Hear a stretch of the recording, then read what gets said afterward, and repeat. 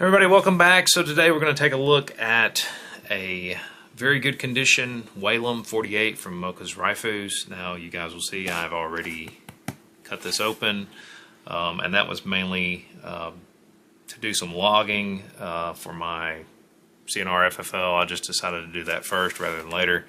Sometimes I do it, sometimes I don't, but for the sake of this video, yes, technically it's already opened, but consider it an unboxing, I guess. Now, one of the nice things that they do is when they ship any CNR weapon out, they send you this little packet which has all this stuff in here, their FFL, stickers, packing slip, all this junk.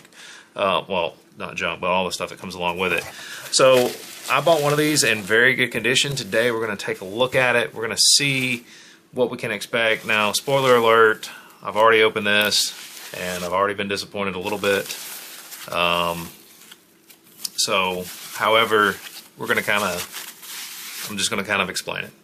So here is a Walam 48. Now these were Egyptian contract FEG pistols that were chambered in 380 ACP.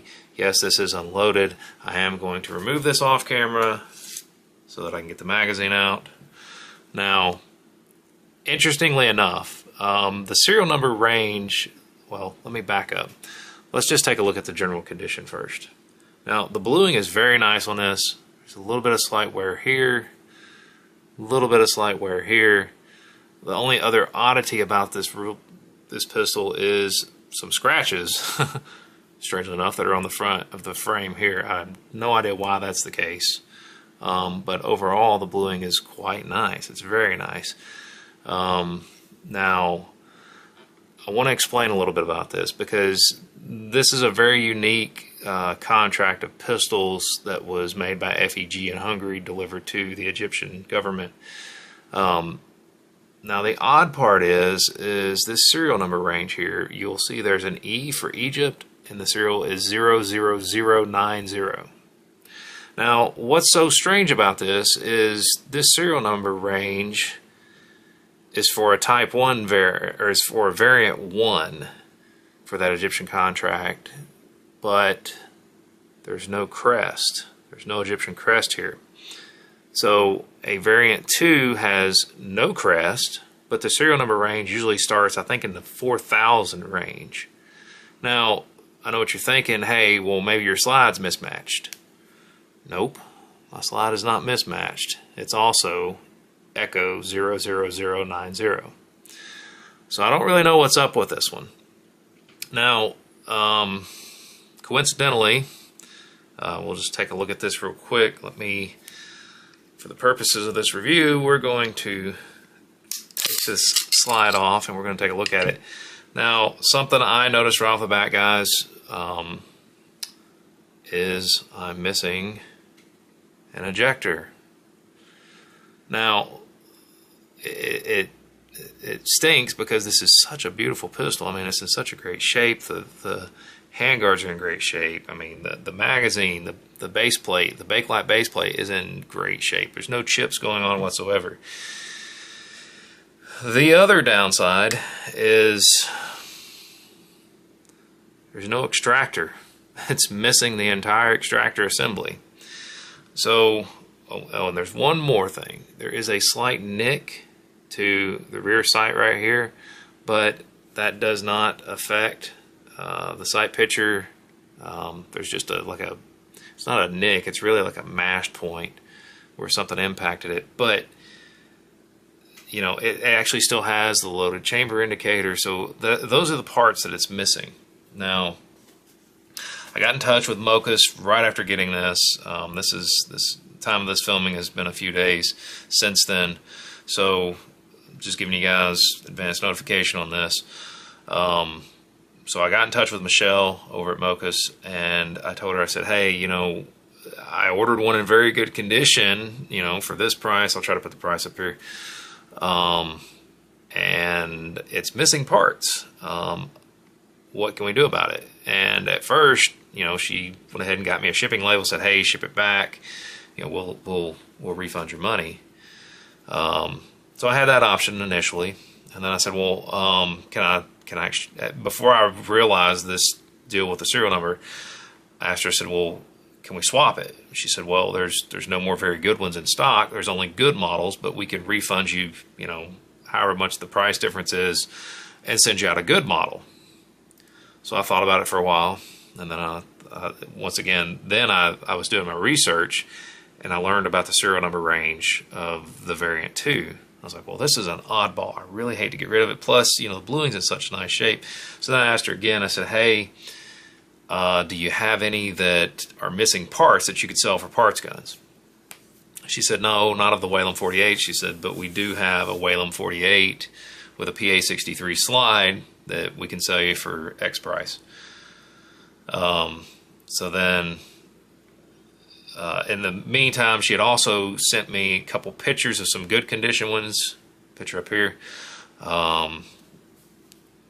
And she said, hey, this is what the good condition ones look like. We can swap you out for one of them. So I had a lot of thinking to do, and I had a lot of searching to do. And ultimately what I decided was to keep this pistol. Guys, I don't think I'm nuts. To keep this pistol, to find an extractor assembly, as well as find, oh, hang on just a second. Sorry about that, everybody.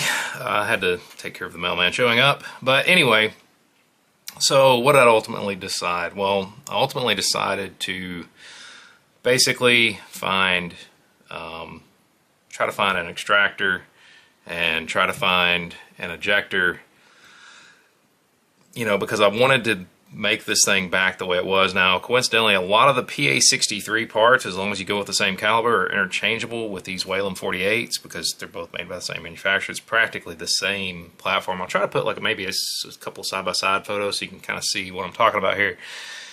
Ultimately, I ended up ordering a slide assembly for a PA63 from Hog Island Gun Parts. You'll see that in a future video.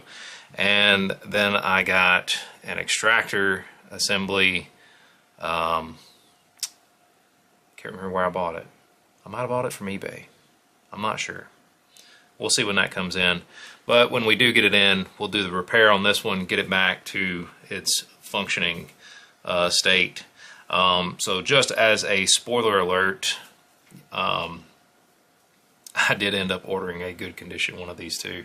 Of course, I did ask Michelle via email. I said, hey, is the good condition one complete? And she apologized quite a bit for the fact that this made it through missing as many parts as it was. But to their credit, they tried to make it right as best they could. So I'm not overly angry about that. If nothing else, I've got a very, very strange serial number variant 2 Walam 48, which I think is kind of cool. I did end up ordering a good condition one that has the Egyptian crest right here. So you guys will see that in another unboxing, and you'll see this one in a future video where I'm going to do the repair on it with those parts once I get them in. Of course, you guys will also see the unboxing of those parts. And we're going to find out whether or not that works. I think it'll all work, but I could be wrong. I've been wrong in the past. But anyway, just wanted to show this with you guys. They still do have some of these in stock. Not the very good condition, but they still have good condition ones. You guys can kind of make a judgment call on that, whatever you want to do. But just trying to give you an idea. This was my experience.